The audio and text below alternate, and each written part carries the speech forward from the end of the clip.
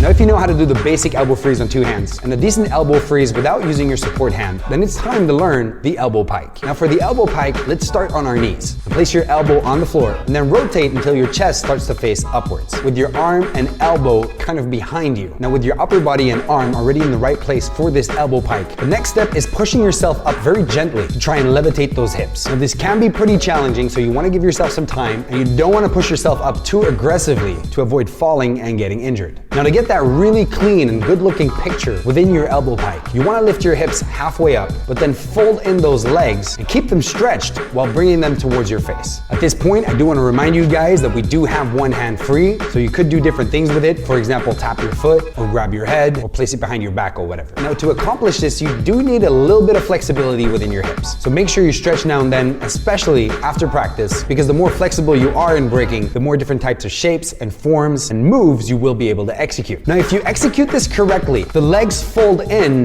building up energy that you can then send back out and basically make you bounce so you can shoot forwards and land back on those feet. Now it will probably take a few tries and a few fails for you to get to the point where you're actually able to execute this. But keep in mind, it all comes down to a good technique within the hips. Folding your hips and bringing your legs in and then building up that momentum to shoot the legs back out. Keeping in mind that this won't work if you hold the freeze too long. It's just a fraction of a second for you to hit that note on the music and then get out of that freeze as clean as you can. Talking about how to get out of your freeze, it's very important to have smooth and fresh ways to get into your freeze. So if this technique starts to work for you, then try executing it from a makaku, dropping from your hand down to your elbow, but then softening the blow by bringing those hips back in and then shooting them back out as previously shown in the video to make that elbow pike look super clean and super fresh.